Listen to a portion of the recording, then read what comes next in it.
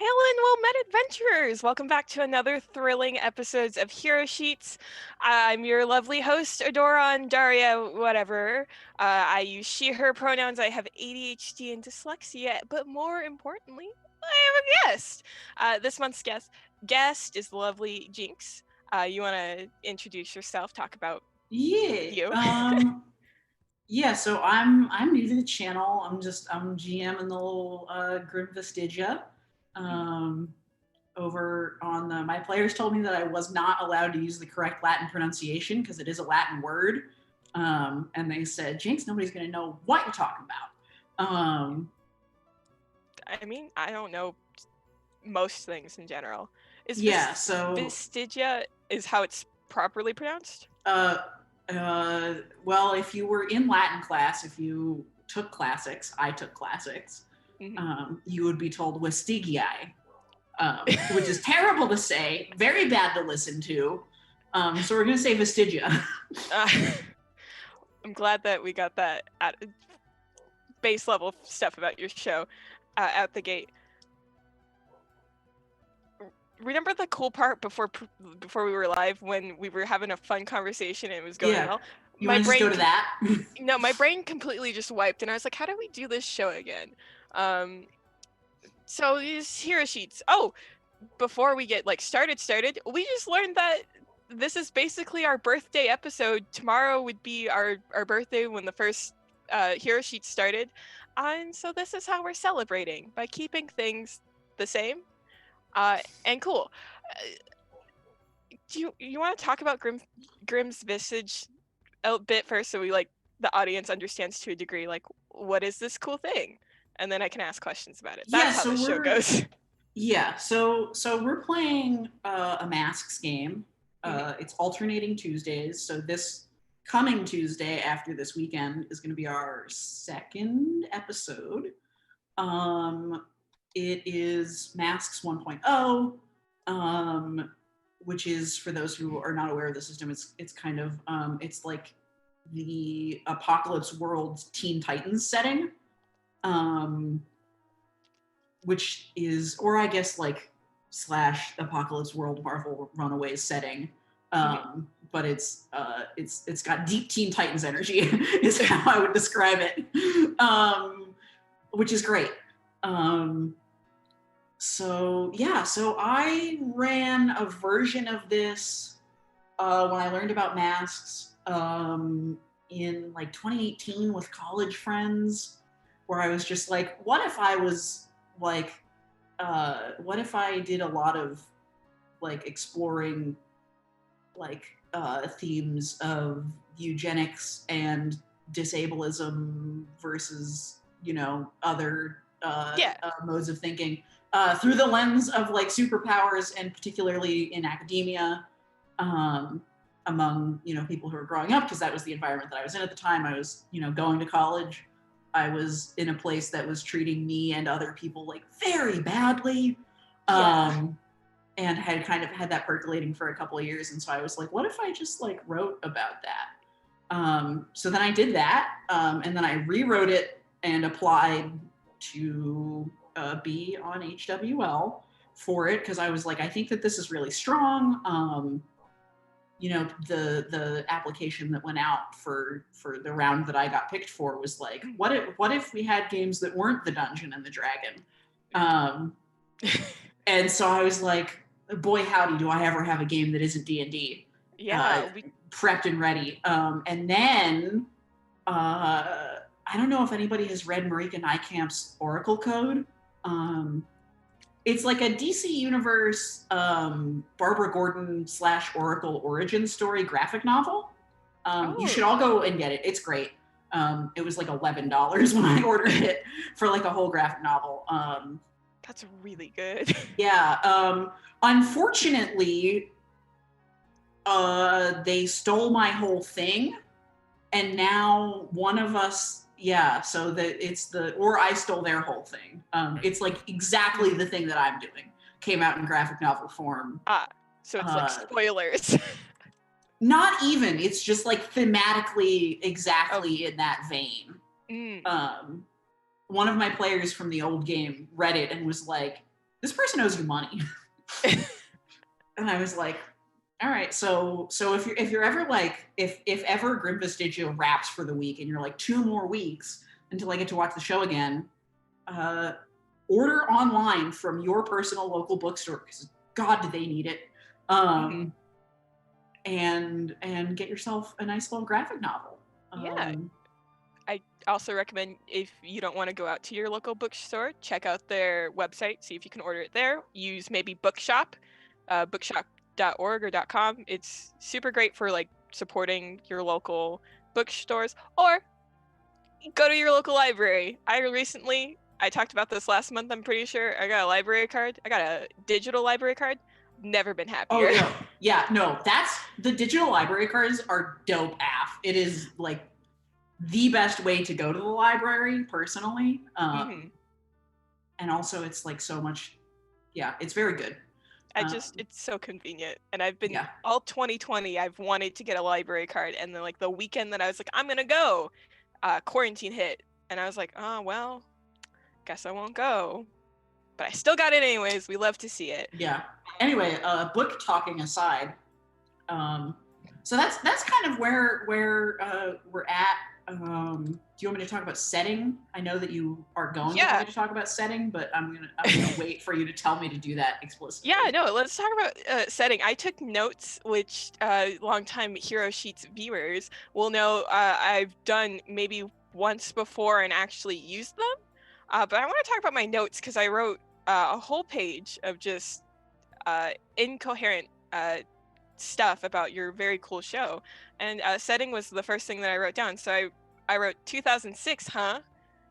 What the show takes place in like the specific year 2006. What drove you and your players to like pick that year specifically? So the first thing that I want to talk about is that it's really weird to play games that are set on human Earth in the present day right now. Both just because it's like it's bad times and weird vibes, and also because it is, you have to. I have been kind of toying around with like a Monster of the Week set right now, and it's just so weird to be like, well, I just go to the place where the clues are. It's like, well, no, you don't. You don't leave your house to be an RPG character. That'd be interesting to do like a Monster of a Week, like in an apartment building, and it's like that's the one place. I'm toying with it. I'm kind of trying to figure out how to make it work, but I haven't really made it work yet. But so that being said, I'm like, I'm kind of figuring out so I've been setting my games mostly, In present-ish day, but in the past, I've thrown out a couple of, actually, shout outs to the LRR Loading Ready Run crew member, Cameron Lauder. He did on his show, he did a tabletop game that was set in like early 2020s. And that has been like percolating around my mind of like, how do I make that work? That's super cool as like a setting. So that's something that I've also been thinking about that I can't take credit for. But I've kind of thrown it back, and I've done early 2000s mainly for two reasons, and they probably come up in the show. And one of them is that I am an enormous diehard Britney Spears fan, and any time where I get to be like my players are always like, yeah, whatever, we don't like Britney Spears. And anytime that I can be like, your characters are listening to Britney Spears on the radio, I'm gonna be like, are you in the car? Because you're listening to Toxic. Are you in the mall? Because Toxic's on the radio in the mall. And the other reason is that it just is kind of I was like so I was 10 in 2006, and it's like weird and informative for me, the like mid to late 2000s. Just kind of hold a lot of like the memories that I have of it are very much like, being in middle school and learning like what I like in the world, like learning what I'm a fan of, learning what I enjoy. I think like 2008 was the first time I played a tabletop role-playing game. And so just like that period of time for me was when I was like, oh, I actually really like to go to the mall with my friends. Oh, I like Magic the Gathering. Oh, I like to be in Hot Topic.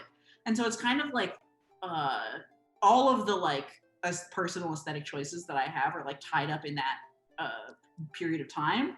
And so I'm kind of like always trying to go back there and explore the space and get other people to do it too, because I don't think a lot of other people are like, oh man, 2006, what's up with that? What's going on in 2006? And I'm like, Linkin Park was touring.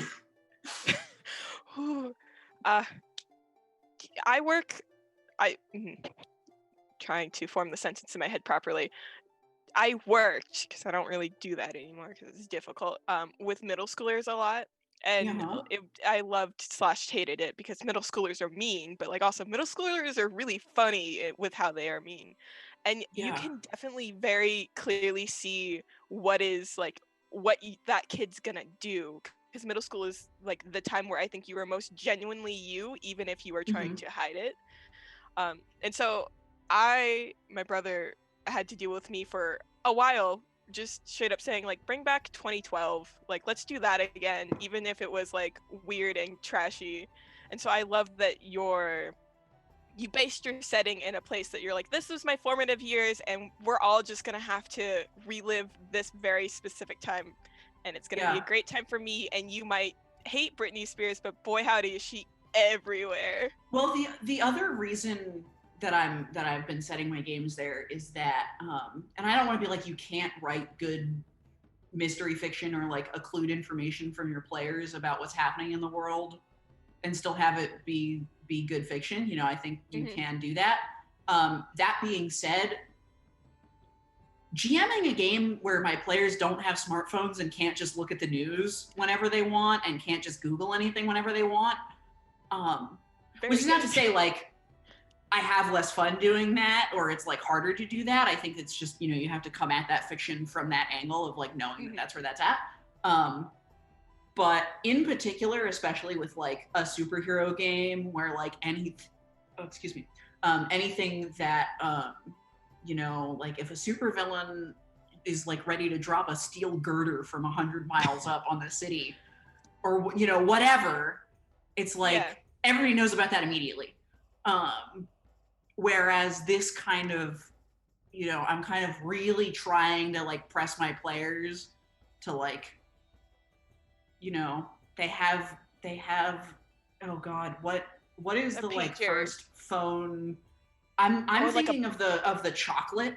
I don't know if anybody in the chat or you yourself are old enough to remember that, but it was like a flip phone, not quite MP3 player. and you had to Oh, like do it's the like like it's split manual up. like tippity. Yeah, exactly. Yeah. See, I was thinking of like the BlackBerry Sidekick, which is like a phone Oh, exactly. sideways, but you slip it up. Yeah. Yeah. I'm also running a home Monster of the Week game right now, just among my friends. Um, and at one point I had to have a player go like, no, you know what? I don't think I own a BlackBerry as like a role playing choice. And we had to figure out like, all right, well then how'd you learn this information while you're sitting here at a diner? Someone yelled about it, or I don't know. That's I love well, that. Oh, I is think there there's a something? fire alarm going off in my building. Figure that out. Oh. Well, It's not in if my you apartment. So okay, if it comes to the need of you gotta split, we'll probably just cut to break. yeah. I lost my train of thought, but you talking about like the importance of the time period really highlighted. I'm playing a mass game with some friends. I have no idea what we're gonna do with it, but Mm-hmm. our GM asked for a time setting, and I was like, I don't know, just did like an alternate 2020 because I don't want to have to do research on a time period. And I just realized like how much like stress and extra effort I've put into her life. And so next time I see her, I'm gonna apologize. Like, oops, I didn't realize how bad this is for you on multiple levels. Um, I had another thing that I wanted to say, but it completely left Yeah. my brain. Um, or I'll just we have questions from our Discord. If you're not a part of our Discord, you should totally join. And our cool producer Nova will figure out how to do the link in chat because I don't remember chat commands. But I'll snag a question from there because we had oh so many. I thought you were gonna say if I'm not in the Discord, and I was like, I'm in the Discord. Yeah, the Discord is how I figure out how to contact most of our guests. But we have we have a question from Hera, who is my GM for that mass game that I am oh so sorry for. Asked, what's your favorite and least favorite mass playbook? Okay. I think that all right, so full disclosure, Raven, Rachel Roth, Mhm. every iteration is my whole shit. She's the Mhm. best. Very formative experience. If you want to talk about formative 2006 experiences, Teen Titans being on Yes. TV. I'm huge Yes. on Raven. And her whole, relationship with her parents and, being an outsider to, like the normal Earth growing up situation, Mhm. for a variety of reasons. It really resonates with me. Goth Queen. Um, Just aesthetic so, as hell. yeah, there's really nothing to dislike for me about Raven, which means that the Doomed is my thing. I love to play the Doomed. Um, I will also say that I've had a lot of fun with the Delinquent. I think I've played more Delinquent than Doomed, just because the like uh, outwardly mean but actually really nice kind of thing is like I Mhm. love to roleplay that. Very good. Um, and then I think that I don't want to say that the Transformed because there's a lot of very good space, especially in the game that I'm running, to Mhm. explore that. Um,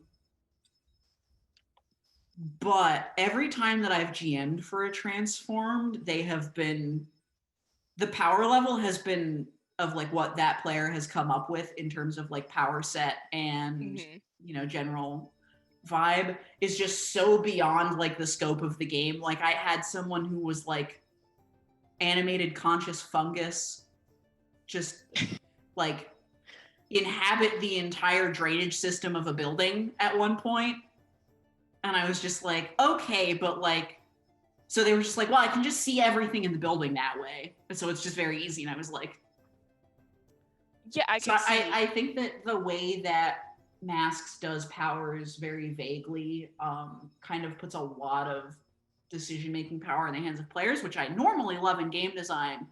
But it's the same kind of thing where if you look at certain moves in Monster of the Week, if you look at like the Divine's Angel Wings or the Monstrous's Flight, or out of the new stuff, the Hex's Apotheosis, who wrote that? What is the point of just like, there's not enough words in those abilities that say what the actual narrative implications or limitations are on that. And I think that problem also kind of applies to the Transformed, where it's like your moves are your powers to a certain extent, but also that's not like you roll Unleash Your Powers, and that means use a power set that we've established for something. To just, do what you think your character would do. And I think that the Transformed, there's really like no upper limit in the text of the game to be like, no, you can't transform your body into a shape that fits in the entire like plumbing system of a building to be able to see into every room in it. But like in gameplay, when your player says, yeah, I want to do that, and then rolls a 10 on Unleash Their Powers, like there's no gameplay stoppage for like, you did the thing that you said you were going to do. You as a GM just being like, no.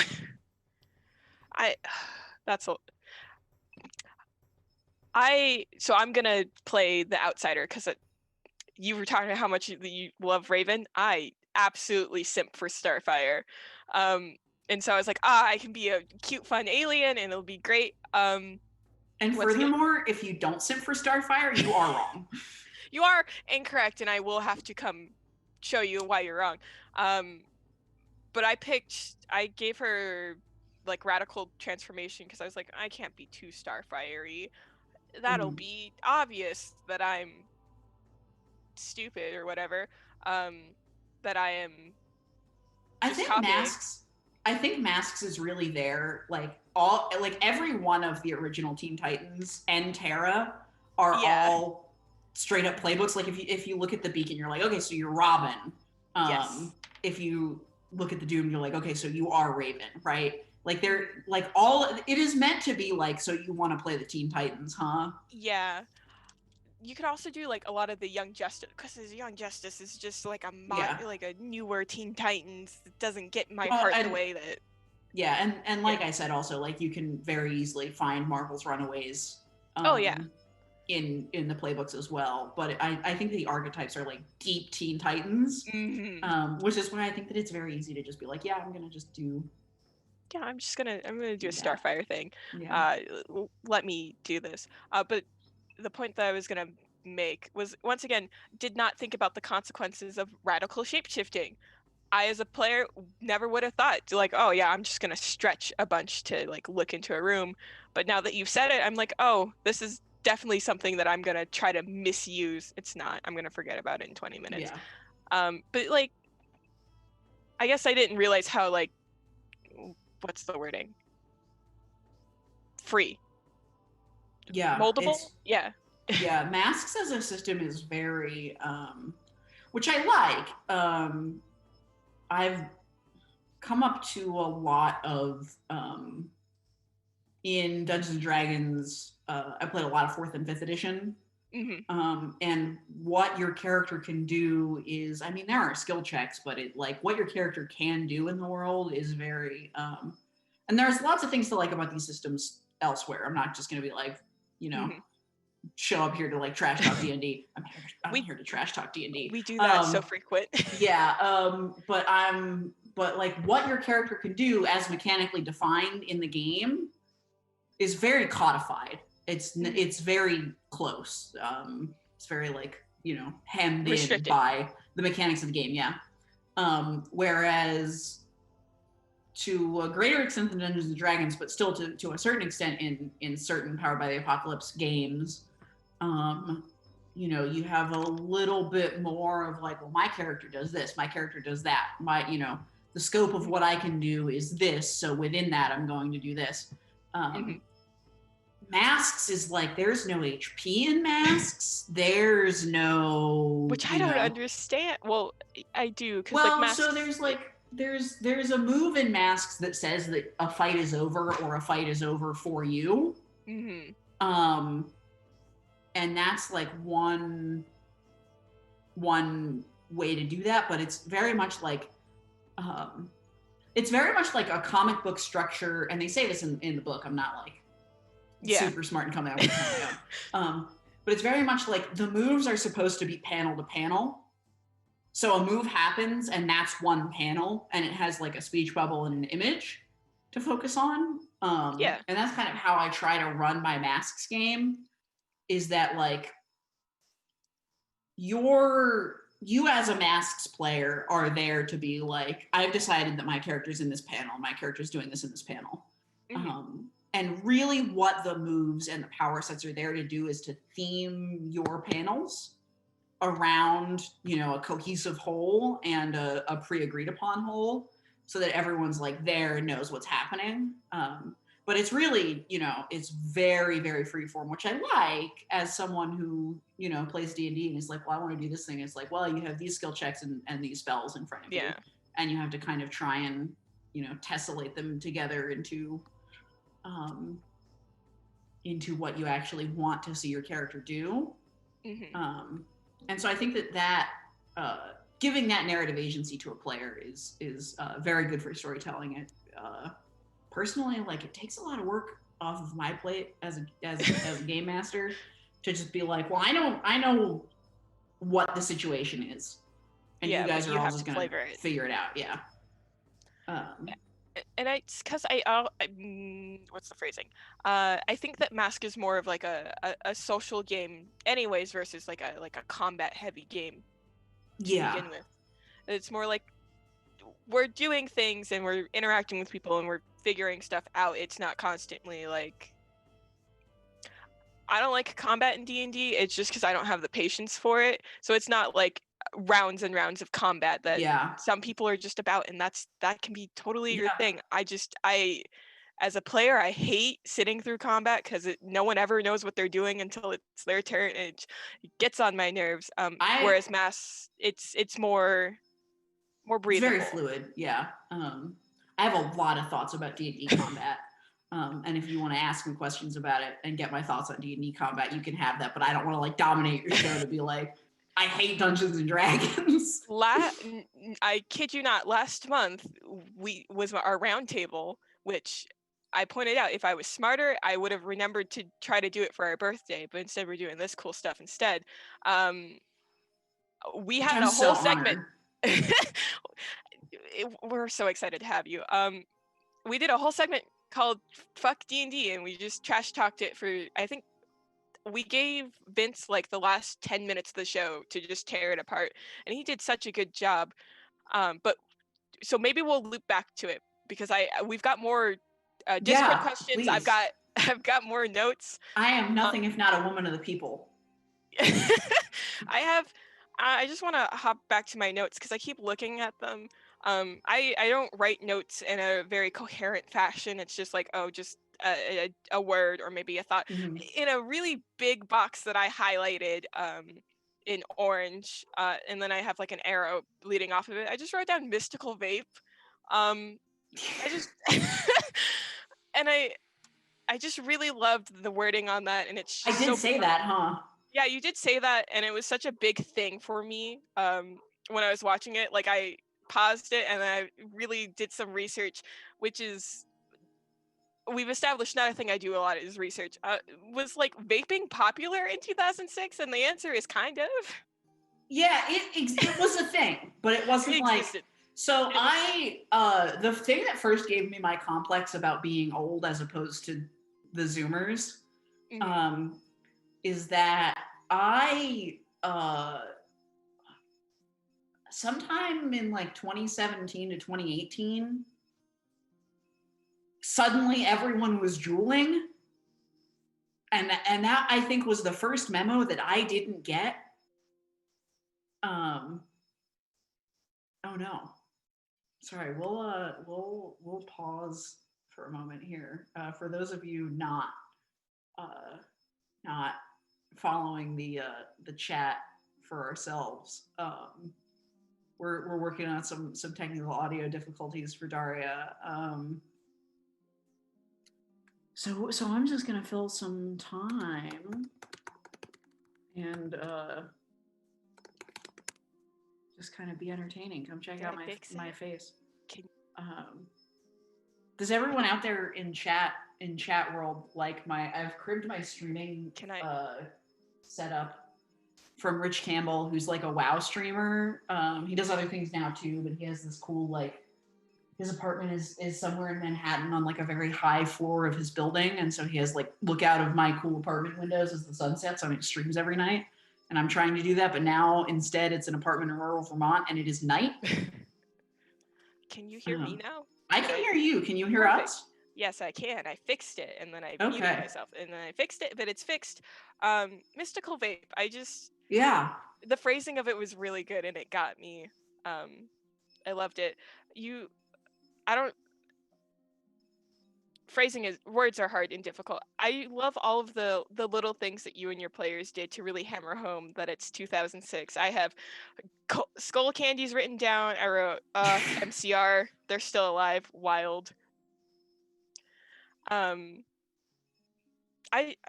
have the other thing that I wrote in my notes, it's very top of my notes, is we love a stream with tech issues. Is it a first episode of anything on the Heroes Without Limits channel without tech issues?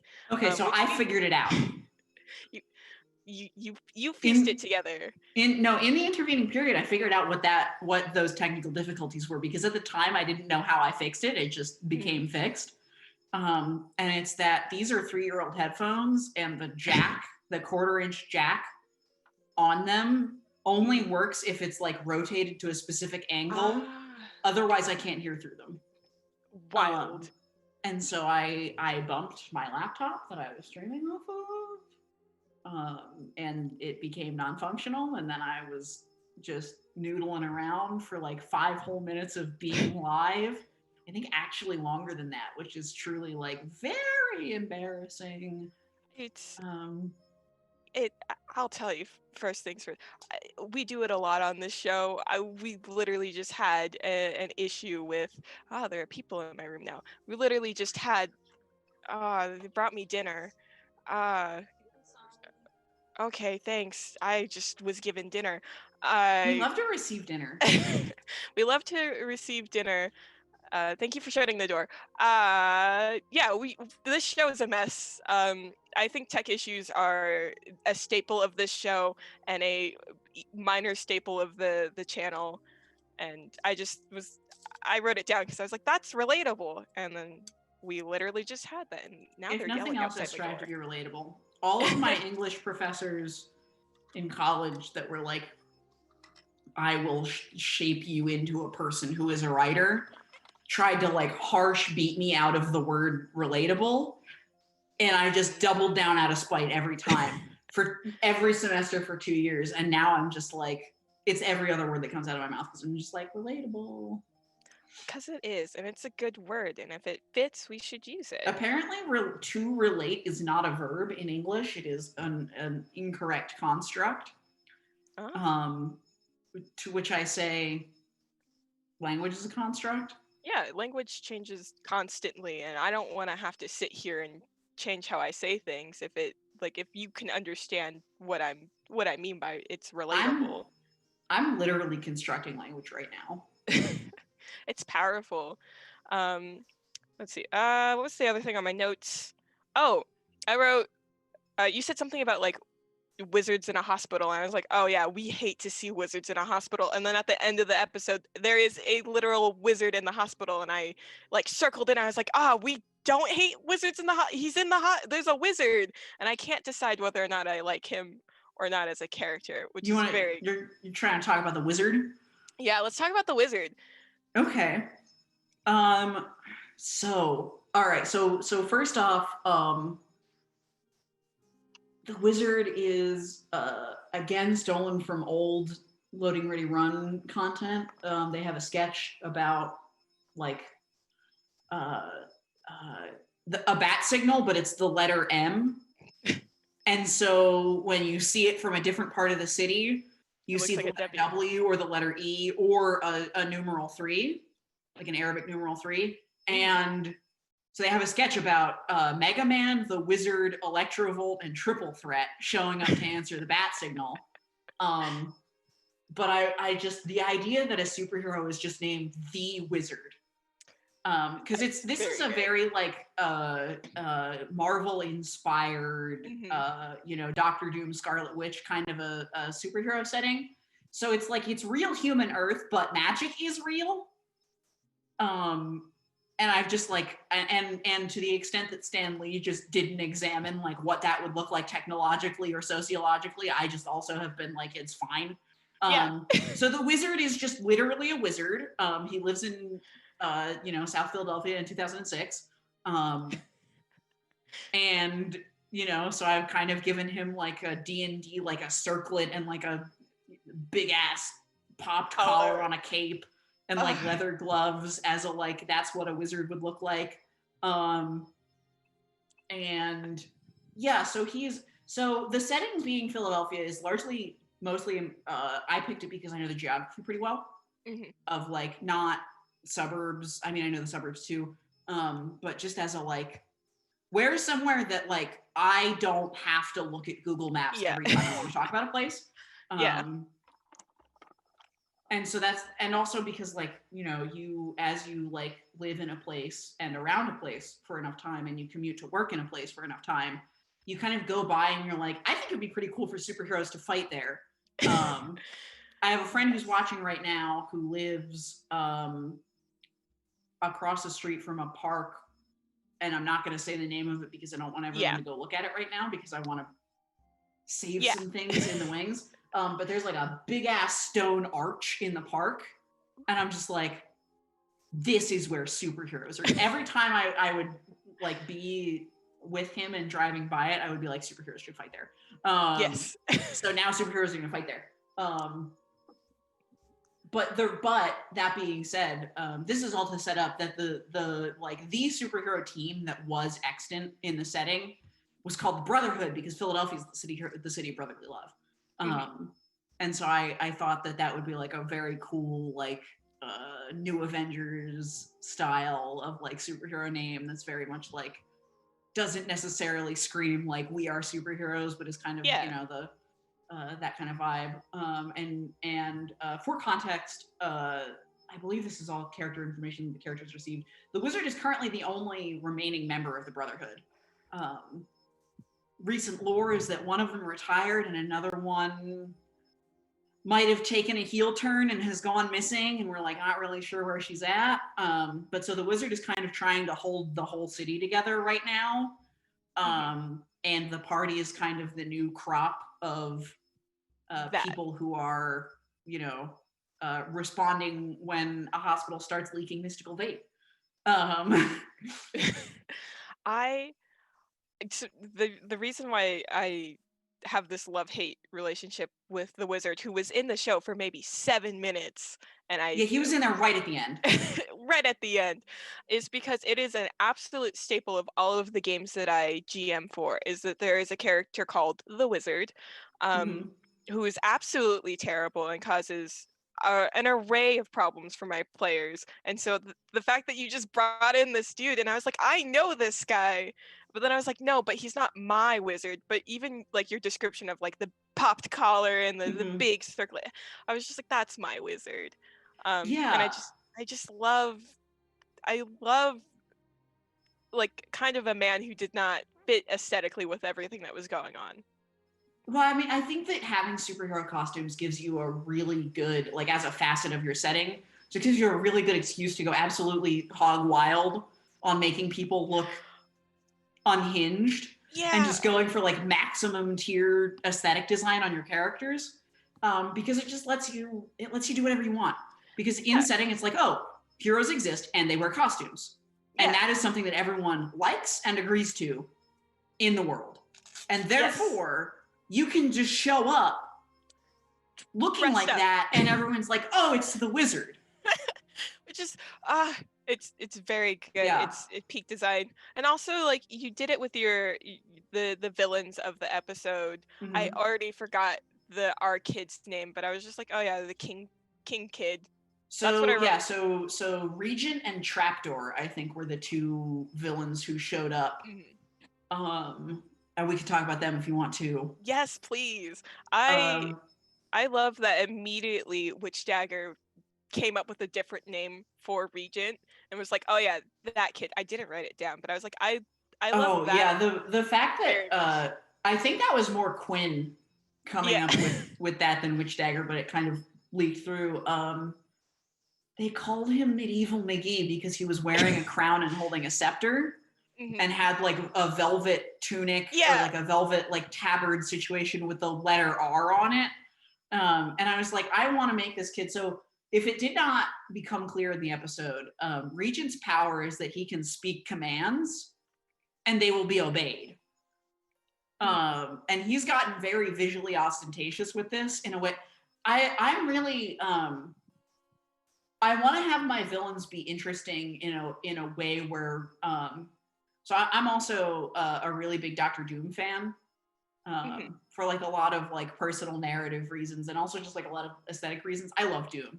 Um, and one of the things that I love about him is that you can be like, Doctor Doom has done nothing wrong. Or conversely, Magneto has done nothing wrong. Oh yeah. And it's like, well, they have, but also, you know, you can kind of once you like see a comic page where they get talking and you Mhm. really get them talking about what they're doing and why they're doing it, you're like, do I agree with them? And I want to have villains who are interesting in that way. Um, that being said, it's very important that for genre trope. Mhm. I don't want to like really upend what I'm doing because Masks is a very genre heavy piece of text. Mhm. And I kind of like that about it, and I want to lead into that. It's very important for my villains to have very punchable faces, I think. Yes. And so when a 17-year-old kid shows up and his like three primary aesthetic traits are that he's got like a bad blonde haircut, he's holding a literal golden scepter, and he's really whiny about that he's giving you commands.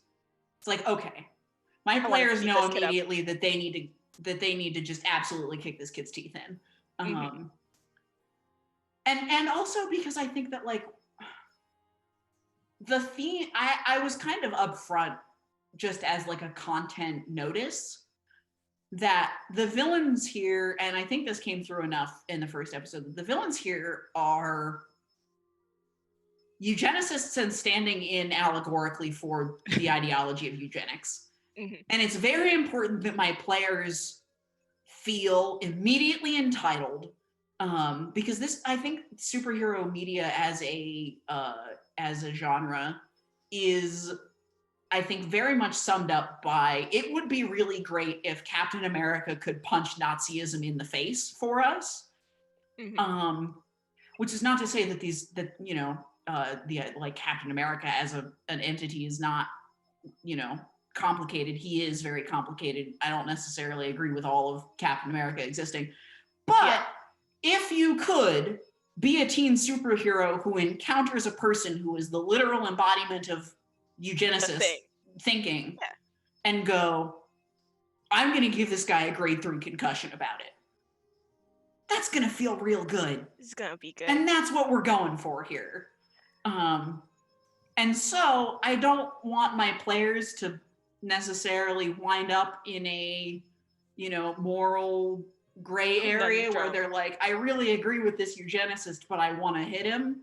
I want them to be very clear on there will be other villains and anti-heroes who get to be gray area later. And maybe the characters that you've already met are going to end up there as narrative builds. Mhm. But I want to make sure that my players are like, I'm a superhero. That's a supervillain. They're doing some bad stuff. They're not going to listen to reason. And I need to punch them in the side of the head through a window. Yes, and I think you do such a good job of establishing that with these first villains that we encounter, especially Regent, because like as someone who had to work with teens and like teens who feel entitled, just like his description, I was like, oh, this is gonna be fun when they take him out, and it was a whole trip, and I think that you did that just very well, and it really helps establish that, like, oh yeah, like as a viewer, you're not too sure about like the setting and the rules of the setting or like what's really going on, but like, okay, so the hero showed up in costumes. Is that a normal thing to immediately have villains come in and also be as like weird in their costumes? Be like, they're fully yeah, in character. They're like, yes, yeah. This is just a thing. This is just another random Tuesday, which is also from my notes because I wrote, we love just a random Tuesday. So I guess you said that at some point. I think I was making a Street Fighter the movie reference. Well, I've never seen a movie a day in my life, so there's a Street Fighter movie. It's not good. Yeah. The hero is on a revenge quest against a very evil person who was like ruined her whole village and like killed her parents and everything evil. And he has this like very cartoonish, campy, evil speech where he goes, "For you, the day that I burnt your village to the ground was the worst day of your life. For me, it was Tuesday." And he delivers it like exactly that hammy. Oh, I love that. And that's a line that really just sticks with you. I've never actually seen the movie, but I've looked at YouTube videos of that speech and that interaction like hundreds of times. It's very good. And then like the rest of my notes is just like, oh, I love this character, or like a bunch of question marks. But that's usually because I have bad listening skills and. Yeah, should we take another question from the Discord? Yeah, that's exactly what I was gonna do because we're almost at the hour mark. And so it would be bad if I didn't at least do 2 questions from the Discord. So let's see. It does give like a very good way for me to be like unapproachable and like in a very like, oh my God, I can't talk to her. She's so cool. Oh wow, my question didn't get read. Maybe next time. So it's very good brand management for me to be like cartoonishly, mustache twirlingly inaccessible, but I probably should answer a couple questions. Yeah, usually on hero sheets, I don't have notes, so we don't get sidetracked, or not sidetracked, but we don't discuss as much. Here's a question from Birdie from the Discord. I'm just gonna read the question because I know where the sentence is going. What drew you to Mask? Yeah, so love Teen Titans growing up. I'm going to say something that is going to make me the villain now. I also really like Teen Titans Go. I think it's really fun. I think it's really cute. I don't think that makes you the villain of the show. Okay. I also think Teen Titans Go has its moments. I watched the movie. I went out of my way to watch the movie, and I liked the movie. Yeah, I'm not going to be like, I like Teen Titans Go better than I like Teen Titans, because I don't. But if you like Steven Universe or She-Ra and you like Teen Titans, you will like Teen Titans Go, and you should give it a chance. So anyway, I really love those properties. And I was in like early 2018, maybe 2017. No, 2018, early 2018. I was involved in a Fates game that was superheroes set in Akron, Ohio, and was just very much like small city slice of life, small time superheroes. And we played 4 sessions, and it was super fun. And then an untimely, incredibly messy breakup oh no, made that game not happen anymore. And all of my friends were like, we had so much fun with it, we should do it again. And that led us to like all like very closely keeping tabs on like all of the superhero RPG releases that came out, to be like, if we were to do Crown Street Crusaders again, this is the system. Yeah, what would we do? Masks ended up not being the system for it, because that was adult superheroes and was like a bit grittier. Whereas Masks is a lot is a lot more Teen Like, Titans and yeah. is a bit more lighthearted. But it kind of put Masks on my radar, and I've had a great time playing it. Every time I've played it, I played it in one shots. I've played it in campaigns. I've played in it. I've GM'd it, which makes me really really like it, and makes me really familiar with it, and makes it a very good candidate for something to pitch for a stream game because I so don't necessarily familiar. know the rules front and back, but I know what I'm doing. I'm Yeah. comfortable enough with it that I don't really have to play the game. I can kind of GM, and the rules are just kind of there for me. So that's why I picked Masks. Do we want to do a lightning round? Do we want another question? Yeah, we can try one more question, and then we'll probably do like our show wrap up. Yeah. Which means it implies that maybe I'll have to have you back on later because we didn't answer all the questions. Ooh. So I'll take this question from. Oh, I'll take this question from Nova because I think is a really good question and a fun one to end on. If you could have any superpower, what would it be? Oh, this is a really hard one for me. Because I have never been like. I think that a lot of the time this question like really leans to like what is going to make your life like very convenient. Like if you have flight, your commute becomes super easy. Mm-hmm. And I think I'm a person who would never. I think that superhero fiction, going back to what I said earlier about Captain America, is a very good way to explore situations that we would never want to actually be in. Mm-hmm. But in fiction, it's fun to think about. Yeah. And so I think I am a person who would never like. I don't think I'd be good in a superhero fight. I think I'd be For free. sure. That's me And too. I think I wouldn't like it, and I wouldn't be good at it. Okay, that's a real fire alarm in my building. All I right. have to go. Oh, you gotta go. Bye. You'll leave. I'll wrap up the show. Yeah. Okay. So that was Jinx, wonderful person who's running Grimm's Vistage.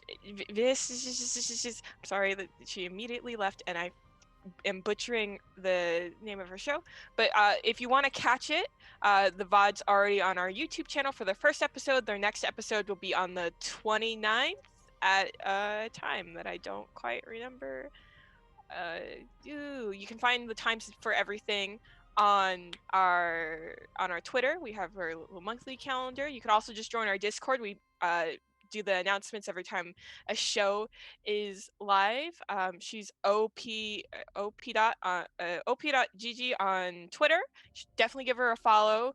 I'm your host, Daria, Doran, whatever. I do this show once a month. We'll be back next month, October. What day? Probably the 29th, where I already have my guests lined up. So you'll have to join the Discord or follow me on Twitter at SimplyAdoron to find out who we're bringing here next. I think that's the show. Safe travels, adventurers. We'll see you next time. Bye-bye.